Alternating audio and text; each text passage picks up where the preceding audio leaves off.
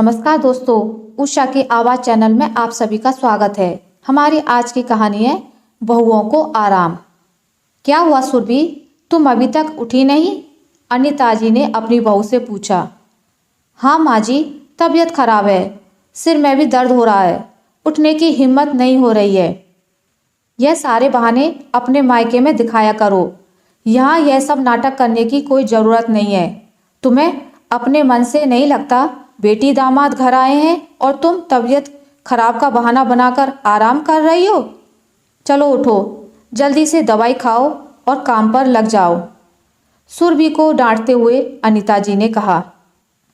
अनिता जी के पीछे उनके दामाद बाबू विवेक जी खड़े थे। सारा नज़ारा अपनी आंखों से देख चुके थे और कान से सारी बातें सुन चुके थे। अपनी सासू माँ का सुरभि भाभी के प्रति यह व्यवहार शायद उन्होंने कभी सपने में भी नहीं सोचा था।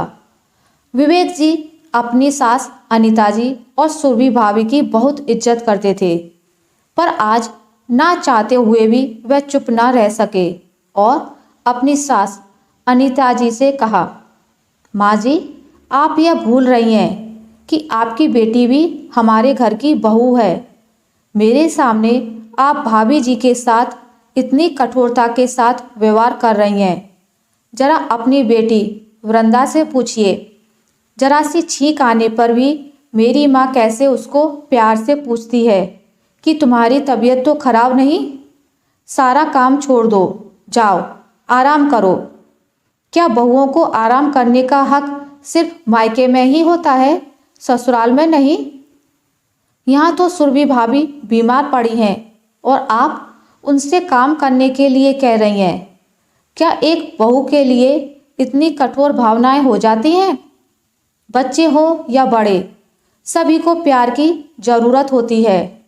ऐसे समय में आप अगर सुरभि भाभी के सर पर हाथ भी फेर देती तो उन्हें आराम मिल जाता, पर आपकी बातों से तो शायद उनकी आत्मा भी छलनी हो गई होगी।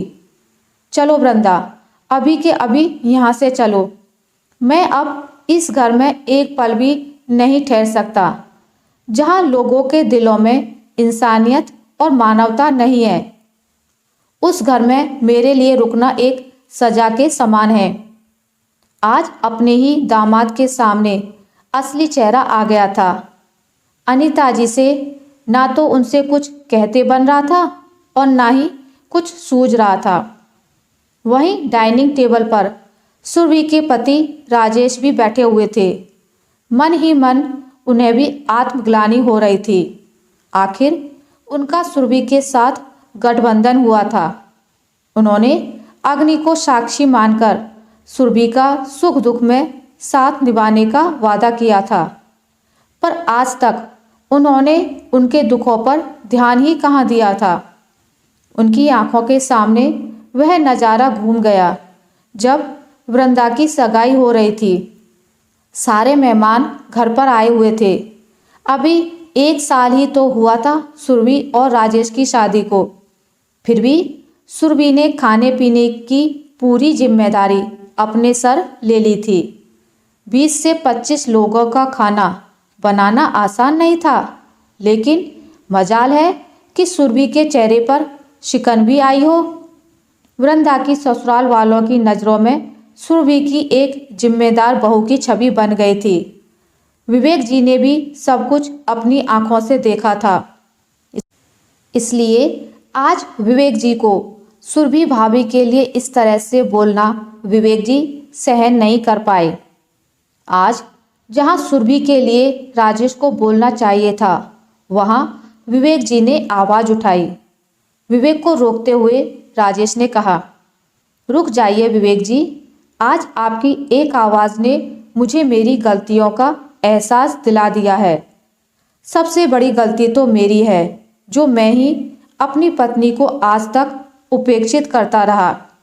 शायद हम पुरुषों की यही मानसिकता होती है कि बहू सिर्फ परिवार वालों की सेवा के लिए होती है, उनके दुख से हमें क्या वास्ता।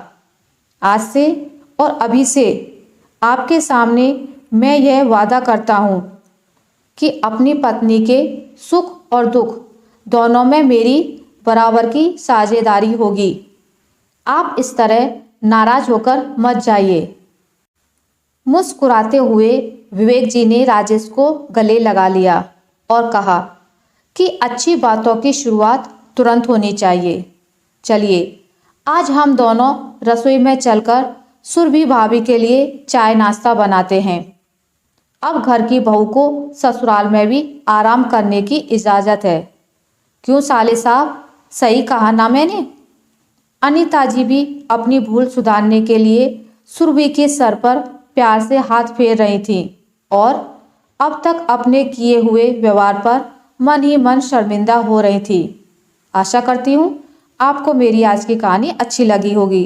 अगर आपको मेरी ये कहानी अच्छी लगी है तो इसे लाइक करें, ज़्यादा से ज़्यादा शेयर करें और अगर आप मेरे चैनल पर नए हैं तो इसे सब्सक्राइब करना ना भूलें।